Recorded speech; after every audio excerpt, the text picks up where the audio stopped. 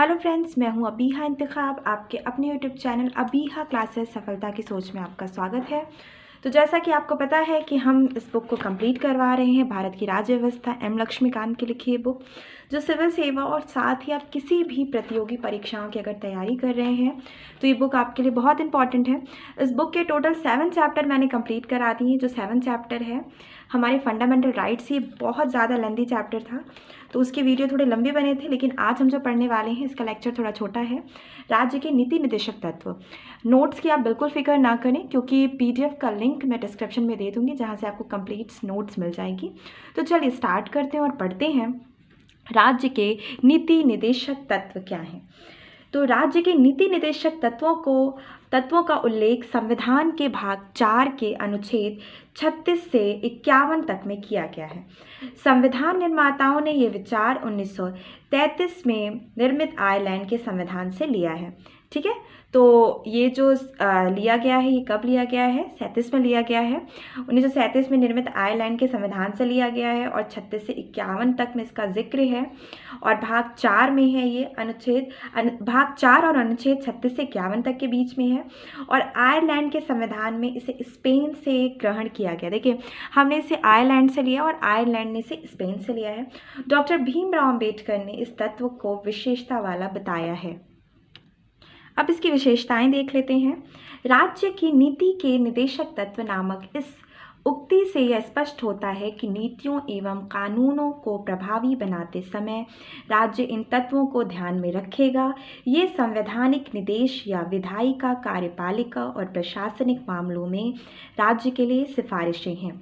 अनुच्छेद 36 के अनुसार भाग 4 में राज्य शब्द वही अर्थ है जो मूल अधिकारों से संबंधित भाग 3 में है।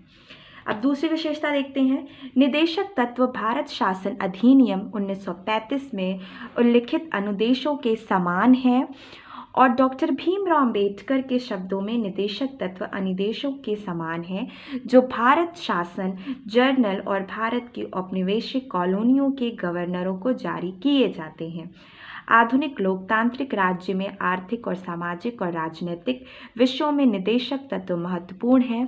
इनका उद्देश्य न्याय में उच्च आदर्श, स्वतंत्रता, समानता बनाए रखना है, जैसा कि संविधान की प्रस्तावना में परिकल्पित है। निदेशक तत्वों की प्रकृति गैर न्यायोचित है, यानी कि उनके हनन पर उन्हें न्यायालय द्वारा लागू नहीं कराया जा सकता। अभी आगे हम डिफरेंस भी देखेंगे कि मूल अधिकारों और नीति निदेशक तत्वों में क्या डिफरेंसेस हैं। अतः सरकार, केंद्र, राज्य एवं स्थानीय इन्हें लागू करने के लिए बाध्य नहीं है। संविधान अनुच्छेद 37 में कहा गया है कि निदेशक तत्व देश के शासन में मूलभूत हैं और विधि बनाने में इन तत्वों को लागू करना राज्य का कर्तव्य होगा। अब आगे देख सकते हैं हम निदेशक तत्वों का वर्गीकरण। हालांकि संविधान में इनका वर्गीकरण नहीं किया गया है, लेकिन इनकी दशा एवं दिशा के आधार पर इन्हें 3 व्यापक श्रेणियों समाजवादी, गांधीवादी और उदार बुद्धिजीवी में विभक्त किया गया है। अब देखिए, इन तीनों को हम यहाँ पर डिटेल में पढ़ेंगे, इसमें मैंने कोई भी पॉइंट छोड़ा नहीं है। समाजवादी सिद्धांत क्या है? ये सिद्धांत समाजवाद के आलोक में है। ये लोकतांत्रिक समाजवादी राज्य का खाका खींचते हैं, जिनका लक्ष्य सामाजिक एवं आर्थिक न्याय प्रदान करना है। ये लोक कल्याणकारी राज्य की स्थापना का मार्ग प्रशस्त करते हैं। ये राज्य को निर्देश देते हैं कि लोक कल्याण की अभिवृद्धि के लिए सामाजिक, आर्थिक और राजनीतिक न्याय द्वारा सामाजिक व्यवस्था सुनिश्चित करना और आय, प्रतिष्ठा, सुविधाओं और अवसरों की असमानता को समाप्त करना।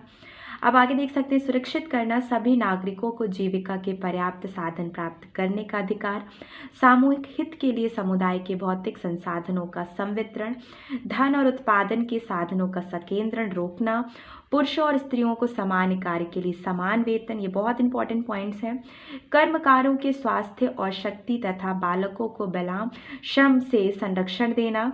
अब आगे देख सकते हैं, बालकों को स्वास्थ्य विकास के अवसर प्रदान करना, समान न्याय एवं गरीबों को निःशुल्क विधिक सहायता उपलब्ध कराना, काम पाने के शिक्षा पाने के और बेकारी, बुढ़ापा, बीमारी और निरक्षरता की दशाओं में लोक सहायता पाने के अधिकार को संरक्षित करना, काम की न्यायसंगत और मनोवचित दिशाओं का तथा प्रसूति सहायता का उपबंध करना, सभी कर्मकारों के लिए निर्वाह मजदूरी, शिष्ट जीवन स्तर तथा सामाजिक और सांस्कृतिक अवसर प्रदान करना, उद्योगों के प्रबंध में कर्मकारों के भाग लेने के लिए कदम उठाना, पोषाहार स्तर और जीवन स्तर को ऊंचा करना और लोक स्वास्थ्य का सुधार करना। अब गांधीवादी सिद्धांत क्या कहता है? ये सिद्धांत गांधीवादी विचारधारा पर आधारित है। ये राष्ट्रीय आंदोलन के दौरान गांधी द्वारा पुनर्स्थापित योजनाओं का प्रतिनिधित्व करते हैं। गांधी जी के सपनों को साकार करने के लिए उनके कुछ विचारों को निदेशक तत्वों में शामिल किया गया है। ये राज्य से अपेक्षा करते हैं ग्राम पंचायतों का। देखिए, मैं बात करूं, गांधी जी की जो सोच थी वो सदैव ग्रामीण थी। उनका कहना था कि असली भारत तो गांव में विकास था, असली भारत गांव में निवास करता है। तो उनकी जो भी पॉलिसीज़ होती थी वो फर्स्ट ऑफ ऑल पहले यही कहते थे कि हमें छोटे कुटीर उद्योगों, लघु उद्योगों पे ध्यान देना चाहिए। हमें ग्रामवासी जो हैं यानी ग्रामीण क्षेत्र में रहने वाले लोग हैं उन पे ज़्यादा ध्यान देना चाहिए। तो यहाँ पे उनके जो सिद्धांत है, गांधीवादी सिद्धांत को यहाँ पे जो जगह मिली है, ग्राम पंचायतों का गठन और उनके आवश्यक शक्तियाँ प्रदान कर स्व सरकार की इकाई के रूप में कार्य करने की शक्ति प्रदान करना, ग्रामीण क्षेत्रों में कुटीर उद्योगों, व्यक्तिगत या सहकारी के आधार पर कुटीर उद्योगों को प्रोत्साहन, सहकारी समितियों के स्वैच्छिक गठन, स्वायत्ता संचालन, लोकतांत्रिक निमंत्रण तथा व्यावसायिक प्रबंधन को बढ़ावा देना। अब आगे बात करते हैं अनुसूचित जाति एवं जनजाति और समाज के कमजोर वर्ग के शैक्षणिक एवं आर्थिक हितों को प्रोत्साहन और सामाजिक अन्याय एवं शोषण से सुरक्षा, स्वास्थ्य के लिए नुकसानदायक नशीली दवाओं, मदिरा, ड्रग के औषधीय प्रयोजनों से भिन्न उपभोग पर प्रतिबंध, गाय, बछड़ा व अन्य दुधारू पशुओं की बलि पर रोक और उनकी नस्लों में सुधार को प्रोत्साहन। ये गांधीवादी सिद्धांत था। हमने सामाजिक पढ़ ली सिद्धांत, गांधीवादी पढ़ ली। अब उदार बौद्धिक सिद्धांत पढ़ लेते हैं।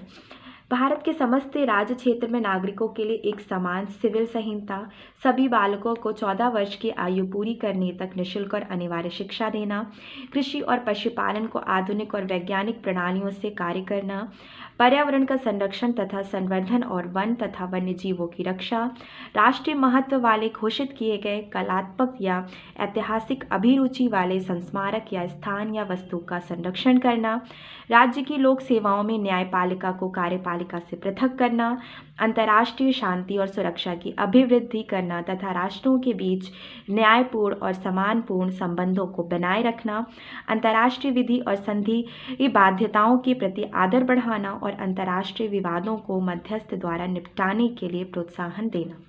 अब आगे बात करते हैं हम नए निदेशक तत्व क्या हैं। तो नए निदेशक तत्वों की बात करें तो नए निदेशक तत्वों के हिसाब से हम देख सकते हैं कि 42वें संशोधन अधिनियम द्वारा बताया गया है कि 1976 में निदेशक तत्वों की मूल सूची में 4 तत्व और जोड़े गए हैं। बच्चों के स्वास्थ्य विकास के लिए अवसरों को सुरक्षित करना, अनुच्छेद 39, समान न्याय को बढ़ावा देने के लिए और गरीबों को मुफ्त कानूनी सहायता प्रदान करने के लिए, अनुच्छेद 39A, उद्योगों के प्रबंधन में श्रमिकों की भागीदारी को सुरक्षित करने के लिए कदम उठाने के लिए, अनुच्छेद 43A, रक्षा और पर्यावरण को बेहतर बनाने और जंगलों और अन्य वन्य जीवन की रक्षा करने के लिए, अनुच्छेद 48A।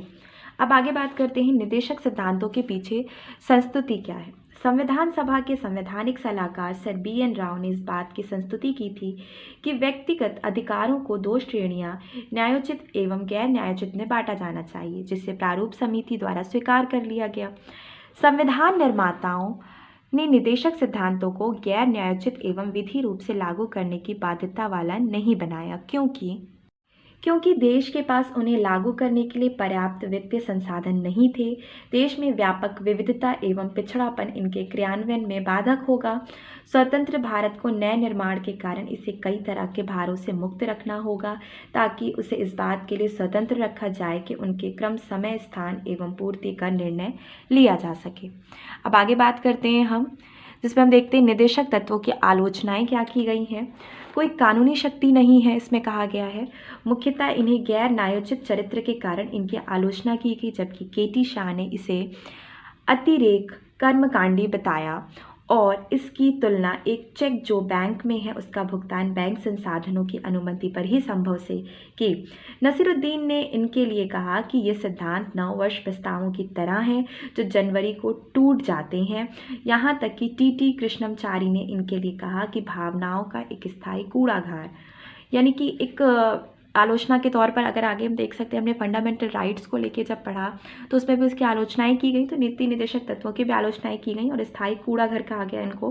तर्कहीन व्यवस्था के तौर पे हम देख सकते हैं आलोचकों ने मत दिया कि इन निदेशकों को तार्किक रूप में निरंतरता के आधार पर व्यवस्थित नहीं किया गया है। श्रीनिवासन के अनुसार इन्हें ना तो उचित तरीके से वर्गीकृत किया गया और ना ही तर्कसंगत तरीके से व्यवस्थित किया गया।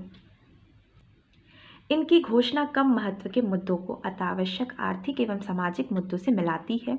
यह एक ही तरीके से आधुनिक एवं पुरातन को जोड़ती है। इस व्यवस्था के लिए वैज्ञानिक आधार सुझाया जाता है, जबकि ये भावनाओं एवं बिना पर्याप्त जानकारी के आधार पर आधारित है। आगे क्या कहा गया? रूढ़िवादी है, यानी बहुत पुरानी है।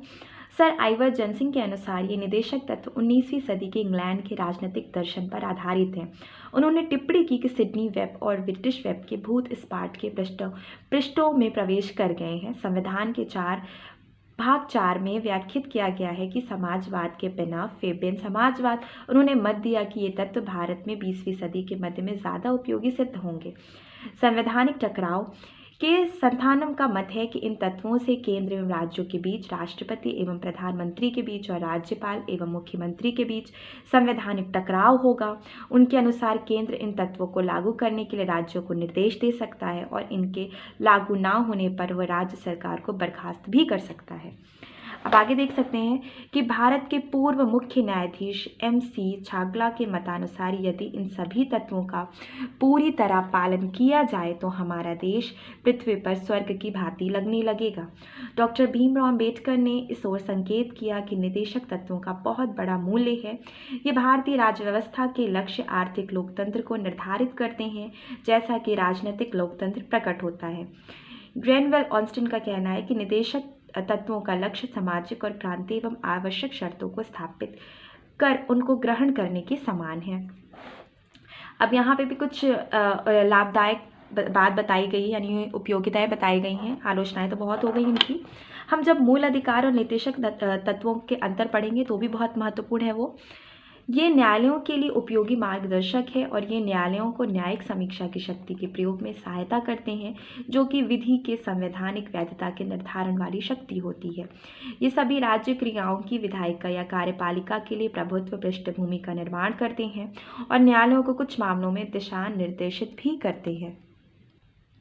उपरोक्त परिस्थिति में 1967 में उच्चतम न्यायालय के फैसले में गोलकनाथ मामले से एक व्यापक परिवर्तन हुआ। इस मामले में उच्चतम न्यायालय ने व्यवस्था दी कि संसद किसी मूल अधिकार जो अपनी प्रकृति में उल्लंघनीय है को समाप्त नहीं कर सकती। दूसरे शब्दों में, निदेशक तत्वों को लागू करने के लिए मूल अधिकारों में संशोधन नहीं किया जा सकता। अब आगे देख सकते हैं हम यहाँ पे मूल अधिकार और निदेशक तत्वों में अंतर क्या क्या है। तो मूल अधिकार ये नकारात्मक है, जैसा कि राज्यों को कुछ मामलों पर कार्य करने से प्रतिबंधित करते हैं। ये सकारात्मक है और राज्यों को कुछ मसलों पर इनकी आवश्यकता होती है। ये न्यायोचित होते हैं और इनके हनन पर न्यायालय द्वारा इन्हें लागू कराया जा सकता है। ये गैर न्यायोचित होते हैं, इन्हें कानूनी रूप से न्यायालय द्वारा लागू नहीं कराया जा सकता। इनका उद्देश्य देश में लोकतांत्रिक राजनीतिक व्यवस्था स्थापित करना है। इनका उद्देश्य देश में सामाजिक और आर्थिक लोकतंत्र की स्थापना करना है। ये कानूनी रूप से मान्य है। इन्हें नैतिक एवं राजनीतिक मान्यता प्राप्त है। ये व्यक्तिगत कल्याण को प्रोत्साहन देते हैं और इस प्रकार ये व्यक्तिगत है। ये समुदाय के कल्याण को प्रोत्साहित करते हैं, इस तरह से समाजवादी हैं। इनको लागू करने के लिए विधान की आवश्यकता नहीं, ये स्वतः लागू है। इन्हें लागू रखने विधान की आवश्यकता होती है, ये स्वतः लागू नहीं होती है। न्यायालय इस बात के लिए बाध्य है कि किसी भी मूल अधिकार के हनन की विधि को वो गैर संवैधानिक एवं अवैध घोषित करें। निदेशक तत्वों का उल्लंघन करने वाली किसी भी विधि को न्यायालय असंवैधानिक और अवैध घोषित नहीं कर सकता, यद्यपि विधि की वैधता को इस आधार पर सही ठहराया जा सके कि इन्हीं निदेशक तत्वों को प्रभावी करने के लिए लागू किया गया था। अब हम नीति निर्देशक तत्वों का क्रियान्वयन देख लें तो 1950 में योजना आयोग की स्थापना की गई ताकि देश का विकास नियोजित तरीके से हो सके। अनुवृत्ति पंचवर्षीय योजनाओं का उद्देश्य समाज आर्थिक न्याय प्राप्ति तथा आय प्रतिष्ठा और अवसर की असमानताओं को कम करना है। 2015 में योजना आयोग के स्थान पर एक निकाय नीति आयोग यानी national institution for transforming India की स्थापना की गई। लगभग सभी राज्यों में भू सुधार कानून पारित किए गए ताकि ग्रामीण स्तर पर कृषि समुदाय स्थिति में सुधार हो सके। इन उपायों में शामिल हैं बिचौलिया जैसे जमींदार, जागीरदार, इनामदार आदि को समाप्त किया गया। किराएदारी सुधार जैसे किराएदार की सुरक्षा, उचित किराया आदि। भूमि सीमांकन व्यवस्था, अतिरिक्त भूमि की भूमिहीनों में वितरण, सहकारी कृषि। न्यूनतम मजदूरी अधिनियम 1948 में मजदूरी संदाय अधिनियम, 1936 में बोनस संदाय अधिनियम, 1965 ठेका श्रम विनिमय और उसादन अधिनियम, 1970 बाल श्रम प्रतिषेध और विनियम अधिनियम, 1946 और बंधुआ श्रम पद्धति उसादन अधिनियम 1976, व्यवसाय संघ अधिनियम 1926, कारखाना और अधिनियम 1948, खान अधिनियम 1952 और औद्योगिक विवाद अधिनियम 1947, कर्मकार प्रतिकार अधिनियम 1923 आदि को श्रमिक वर्गों के हितों के संरक्षण के लिए लागू किया गया। वर्ष के हितों के संरक्षण के लिए लागू किया गया। वर्ष 2006 में सरकार ने बाल श्रम पर प्रतिबंध लगा दिया और 2016 में बाल श्रम निषेध एवं विनियमन अधिनियम 1946 का नाम बदलकर बाल एवं किशोर श्रम निषेध एवं अविनियमन अधिनियम 1980 कर दिया गया।